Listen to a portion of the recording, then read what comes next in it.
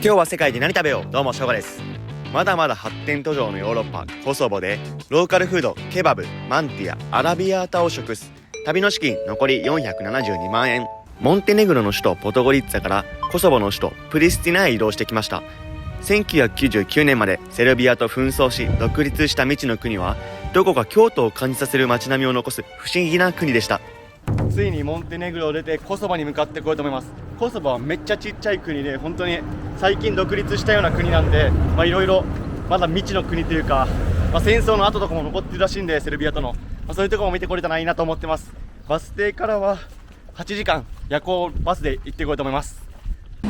今から乗っていくのはコソボの首都プリスティナに行くやつなんだけど、今まで絶対荷物って1ユーロとか2ユーロ取られてたんだけど、今回まさかの荷物でお金取られませんでした。めっちゃ嬉しい。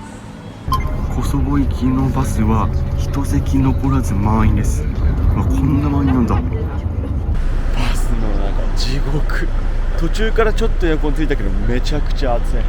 いやこのままだったらやだな。国境に到着しました。なんか木目調のログハウスみたいな国境で可愛いな。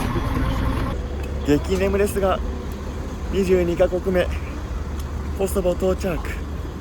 なんか本当の到着時刻は2時だったんだけど2時間巻いて12時に到着しました。コソボのバスステーションはこんな感じの簡素な建物になってます。ホテルまでは歩いて30分だったんで、タクシーで5分で行けるみたいなのでタクシーで行ってきます。タクシーで送ってもらったのでめちゃくちゃ楽に到着しました。しかも今回 Airbnb に泊まるんだけど23日から予約してるんだけど、23日の早朝2時とか1時でもチェックインしていいよって言われたので今チェックインしてるところです。めちゃくちゃ助かる。ありがたい。宿到着。めちゃくちゃ広いです。ここがベッドルーム。広いね。いい感じです。おはようございます。コソボに到着しております。コソボの大きさとしては岐阜県と同じぐらいのちっちゃい国となっています。で昨日もお見せしたと思うんですが、ここが僕たち今日泊まる Airbnb の場所となっていて、日曜ということもあってヨーロッパはお店がやってないところ多いと思うんだけど、今ここのカフェの店員に聞いたんだけど、コソボは日曜も働いてるよって言ってました。本当モンテネグロとか全部日曜閉まってたんでちょっと不安だったんで、モンテネグロで水とか結構買い込んでたんですけど、これは良かった。歩道も一応信号とかがあるんで渡れそうです。危ない危ない危ない。来て来て。バスがやっぱ頻繁に多いな。これはバス乗れればうまく市街とか回れそうです。まずバス停に向かって今日は第3の都市フェーヤと、あと京都みたいな街並みが見れると言われているシャコバっていうところに向かっていこうと思います。あちらにはアメリカの国旗、そしてクリントン大統領、その上がコソボの国旗。コソボの人はめっちゃアメリカ好きなんだけど、アメリカが支援して独立したっていうのもあるけど、アメリカとしてはやっぱりセルビアが、ソ連寄りということもあって、なんかそういう軍事的というか政治的に支援したという歴史があるみたいです。朝ごはんはアロマールエル、ちょうど良さそうだったんで入ってみます。このウインナー入りパンを購入。ヨーロッパスタイル、みんな大体朝飯は歩きながら食べてるんで僕もうまっ。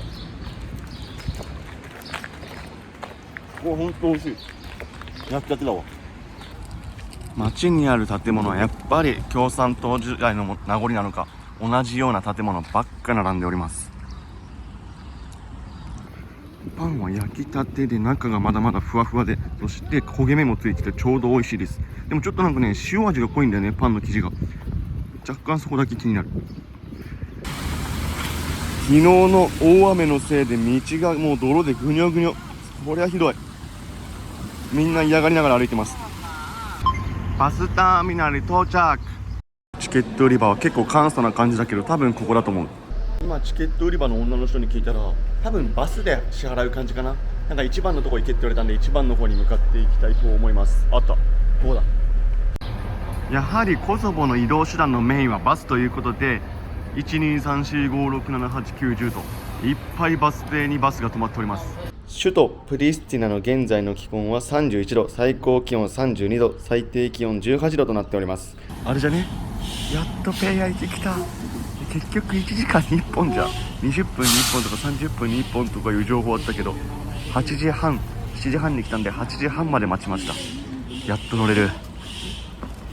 しかもバスは2階建てということで2階席に行ってくると思います。これはワクワクするわ。いけ。プリスティナのバスターミナル出発。プリスティナの街中を少し出てきたけど、やっぱ同じようなこのオレンジ色と白の建物ばっかなんだよな。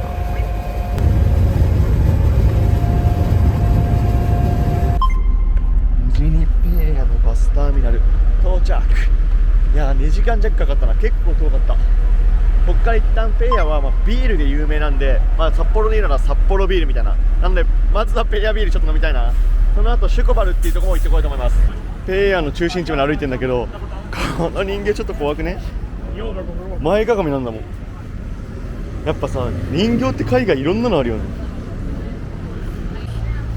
ペーヤのバザーの入り口、やっぱご飯屋さんだけじゃなくてこういう洋服屋さんとかいろんなものが売ってるマーケットみたいだね。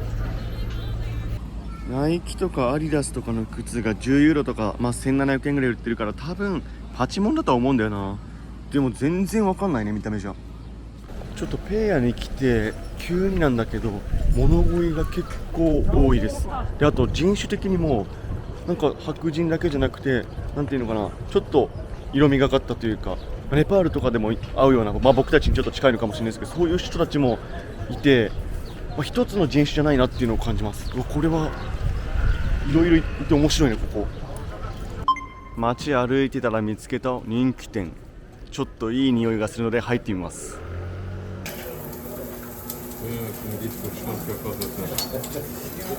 店前で焼いてたハンバーグとパンのセット、いただきます。全部挟んでサンドイッチにしてみました。いただきます。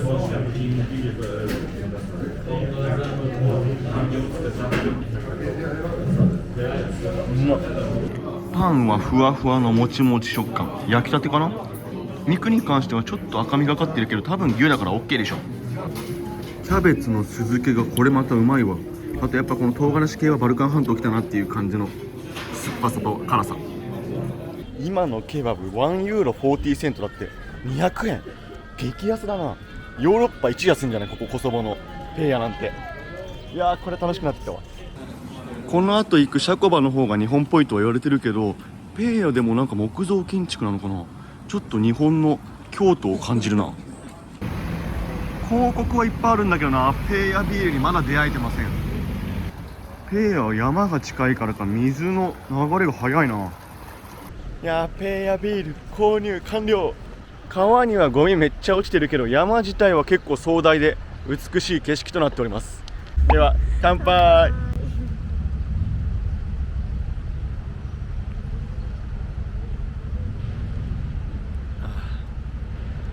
これも飲みやすいな。うまい。やっぱ暑いよね、こっち。6月でこれって、これから7月8月9月とヨーロッパずっといるんですけど、やばいかもな、この暑さ。ペーヤは落ち着いていていい街ではあるんだけど、このバザールの一直線以外はちょっと観光としては見るものないかもしれないな。でもここだけのためにわざわざプレスティナにいるなら来てもいいかなっていうところです。世界で自分の国旗以外こんな飾ってる国ないんじゃないの。めちゃくちゃアルバニア国旗飾ってあるんだよね。あと多分この自分たちの国旗も自分たちの国土をさ、国旗に入れちゃうってなかなかだよね。主張がすごいよね。多分セルビアとのやべ、セルビアって声出しちゃいけないんだった。それはコソボでは禁句でした。セルビアって声出すとちょっと嫌な顔されるらしいんで、ちょっとこれは禁句でした。すいません。多分ここのペーヤに関してはトルコ系が多い気がするんだよな。もうザ・ヨーロッパっていう感じでは全くないです。モンテネグロとかは結構ヨーロッパ系の顔だったけど、ここは中東系の顔の人が多いですね。ペーヤの街歩きを終えたので、今からジャコバに向かおうと思います。バスがもうほんと15分おきにあると思うんで、問題なく乗れるかなと探してきます。ジャコバ行きのバスは12時発。今回も大型バス。都市間の移動は基本的コソボは大型バスでの移動になりそうです。シャコバ到着。いや結構かかったね。1時間ぐらい。今ジャコバのバス停からオールドマーケットっていうバザーで有名なんで、そこまで歩いてんだけど、15分ぐらい歩くんだけど、結局やっぱ暑い。もう6月なのにもうめっちゃ暑いわ。あとこのジャコバに関してはちょっと大きな声で言えないんだけど、セルビアとのコソボ紛争の時に、戦場となったところなんで、今作られた新しい街っていう感じです。で、やっぱ戦場になったかということもあって、セルビアっていう言葉はほとんど言わない方がいいというか、言ったら気まずくなるらしいんで、これ以上言わないようにここでも静かにしておこうと思います。歩いてても建物が新しいですね。左側とかもその社会主義の時に建てられたような全部同じような建物っていうのはなくて、全部個性があって綺麗。ジャコバはこんな感じで家が全部綺麗できてるものが集まってるということで、日本っぽいって言われてるんだけど、こんだけアルバニア国旗飾られたらアルバニアでしょ。こんなにいっぱいカフェ作って入らないでしょってぐらいのカフェの椅子の席とカフェがあります。面白いな。思ったより日本の京都っぽくはなかったな。なんかもうちょっと木で作られた街並みって言ってたから京都っぽいのかと思ったけど、古都みたいな感じだと思ったけど、って感じでした。でもヨーロッパにしては珍しいこの木で作られたこんな感じで、こういうのは珍しい気もするけど日本ではないです。ということで、今日結構観光したので、しかも暑いんでバスで戻ってプリスティナ戻ろうと思います。おっと、完全に帰ろうとしたけど、これは綺麗だわ。この通りなんかめちゃくちゃキーって感じの。でもやっぱね、日本というよりもスイスとかのイメージなんだよね。こんだけ綺麗、山小屋みたいな感じだと。バスステーション到着。プリスティナあった5時だ。やっぱり5時のやつ乗ってきます。バスターミナル到着。無事首都のプリスティナに戻ってくることができました。ということで今から宿に戻ります。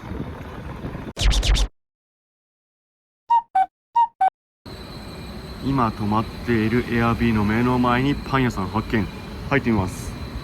やっぱり若干物価安くて、このピザとかも 0.8 ユーロです。100円ぐらいで買えます。このマンティアっていうものをチーズとお肉があるらしいんで注文しました。なんか焼きパンでちっちゃくて小ぶりで、これが 0.2 ユーロとかだったらめっちゃ安かったです。うまい。ほんのり甘さのあるパイ生地、結構厚めなんだけど、その中に肉が入ってます。こちら左に見えるのはおそらくキリスト教の教会。でもなんか見た目的にはちょっとモスクっぽいような形にも見えるという不思議な形の教会だな。外で見たのはマザー・テレサ教会でした。このコソボの中でも一番でかい教会になっていて、完全キリスト教の教会となってます。教会自体はだいぶ広いものになってて、この椅子なんて2、4、6やと多分30個ぐらいあるから、100人とか200人とか座れるんじゃないかな。目の前右に見えるのが国営のコソボラジオ局。なんか共産党の建物の感じがプンプンするな。新しい建物はバンバン建ってるような感じはするけど、やっぱり共産党の名残なのか、同じような建物がたくさん並んでおります。こんなにでかい建物ってヨーロッパでなかなか見ないよね。多分だけどやっぱコソボって戦争とかで全部歴史的建造物がなくなっちゃってるから、高さ制限とか設けてないのかもな。にしてもでっかい建物作りまくってんな。完成形はあちらのようです。かっけえな。見えてまいりました。プリスティナまたはコソボを代表するヘンテコ建築物。コソボにはほんといろんなヘンテコ建築物があるんだけど、これはなぜかを考えてはいけません。ここがコソボだからです。図書館入りたかったんだけど、今日日曜だからかな、閉まってました。残念。うわマジでわけわかんないな。最後のこの壁に貼り付けてあるとんがってるものをなぜつけたのか、先ほども言いましたが考えてはいけません。マジで変じゃね。ここら辺雰囲気のいい通りとなってます。日本でいう表参道みたいな感じかな。ここご飯屋さんめっちゃ人気で美味しそうなんで入っていこうと思います。でもここまで他国の国旗飾ってる国も珍しいよね。アルバニア国旗、後ろがコソボ国旗です。店内は洋楽が流れる開放的な雰囲気。お店自体は日曜日もやってるけどメニューは限られてるということで、このパスタもペンネしか頼めなかったんでペンネ頼みました。今デトックスウォーターが出てきたので飲んでみようと思います。コソボは意外と水は飲んでもいいっていう風に書いてるところもあります。大丈夫そう。アラビアータ、いただきます。うまい。マジでうまい。ギリシャとかではこのペンネとかパスタが結構柔らかくて緩い感じだったんだけど、ここはちゃんとしっかりちょうどいい感じで入れられてある。ごちそうさまです。ここの通りガチで代官山みたいということで、お腹もいっぱいになったので今からオールドマーケットっていうところでご飯買いに行こうと思います。にしてもやっぱり暑いわ。さっき暑くないとか言ったけどやっぱ30度超えだともう太陽もきついし日差しも強いので暑い。日本はゴミ捨てられないって書いてあるけど、確かにヨーロッパこういう感じでもうどこにでもゴミ箱あるんだけど、結構汚いよね。やっぱり日本はもうちゃんと持ち帰るっていう文化が根付いてるからゴミ箱は僕的にはいらないと思うんだけど、ヨーロッパは本当にいろんなところにゴミ箱あります。でもゴミ箱あるにもかかわらず適当に捨てていくっていうね、タバコもみんなポイ捨てだし、ちょっと日本人やっぱすげえなって旅しててなおさら思います。目の前にはモスク。コソボ結構モスク見ます。でモスクと教会の見分け方はなんか帽子みたいなハットっていうのもあるけど、僕的にはスピーカーがついてるんですね、上に。あれでコーランをそこら中にバーッとぶちまけるんで、スピーカーついてるとモスクの一つの指標かもしれません。日本でもよく見かけるレッドブル車。オールドマーケット到着。結構やってんね、日曜だけど。なんか見た感じ結構新鮮そうな野菜とかも置いてあって、靴下とかも置いてあるからいろんな日用雑貨も置いてるみたい。やってるかと思ったけどほとんどやってないわ。やっぱ日曜ダメだな。多分本当だったらここもずっとマーケットになってるとは思われるんですけど、日曜はあいにくの定休日でした。ここら辺一帯はだいぶオールドマーケット、名前の通り建物もなんか掘ったて小屋みたいな感じで、なんかいい味出してます。だって車もタイヤ空気入れで入れてるもん。こんなことありえんの。ここの八百屋さんが一番新鮮そうで美味しそう。店当番は子供たち2人でやっているようです。今のところで玉ねぎが一番新鮮そうで美味しそうだったので3個買いました。3個買って1ユーロ170円。安いんじゃない？コソボはバスいっぱい見るんだけど乗りやすそうだな。なんかこのバスステーションから独立公園まで行こうと思います。4番バス。おそらく多分 0.4 ユーロだと思うんで安いな。マジで Google マップって最強。コソボは Google マップで乗る電車とか、そして料金まで書いてくれてます。ありがたい。ここ 0.4 ってなってたけど 0.5 になりました。到着しました。これがコソボ独立を記念するモニュメント。これ実際生まれたばかりの新しい国を象徴するためにニューボーンって名付けられたんだけど、コソボ独立する1週間前までどんなモニュメントにするか決まってなかったらしいです。それでいろいろ考えた結果、自由にコソボの独立を祝う言葉を書いていいというコンセプトのもと、ニューボーンという風に名付けたらしいです。で実際になんか何でも書いていいよっていう風にこういう風に落書き書いてるんだけど、結構卑猥な言葉ばっからしいです。目の前に見えてるのはこのコソボを代表するヘンテコ建物の一つだったんだけど、もう今じゃなんか人が集まらなくなっちゃって閉館になったショッピングモールです。 FC プレスティナのメインスタジアム、多分トラックとかもあるからいろんなスポーツの競技やるんだろうけど、サッカー専用ではなさそうだな。プリスティナの中心地はすごく建設ラッシュでいろんな建物が建っております。そして目の前に見えるのがこれ、おそらく勝ち組の住んでいるような高級マンションだと思われます。そこの横になぜか安倍晋三記念公園というものがあります。あった、これだ。安倍晋三公園、漢字で書いてある。この安倍晋三公園に関しては2023年の10月に建てられたということで、実際安倍総理が亡くなった後に建てられた公園となっています。なんで建てられたかっていうと、2018年頃安倍総理がそのバルカン半島活性化のためとか、あとはこのコソボを認めるために、大使館とかそういうのをいろいろ設置したというところから感謝を込めて作られたそうです。すごいな。今このドリンクを買いに暑かったから来たんだけど、三笘がこのデカさで乗ってるよ。ハーランドよりでかいじゃん。安倍思想の公園でいただこうと思います。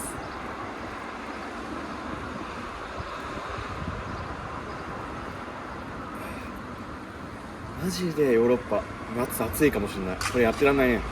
朝動くことにします。昼間はダメだ。ゴミ箱はほんとそこら中あるんだけど、この蓋してほしいんだよね。通るたびにちょっと嫌な匂いがするんで、でもこうやって捨てられるのはめっちゃありがたい。今これから行くバルカン半島とか震源氷水ちゃんと大丈夫かなって調べてたんだけど、めっちゃ雨降ってきた。そして雷もすごい。だって停電しちゃってるもん、電気なんて。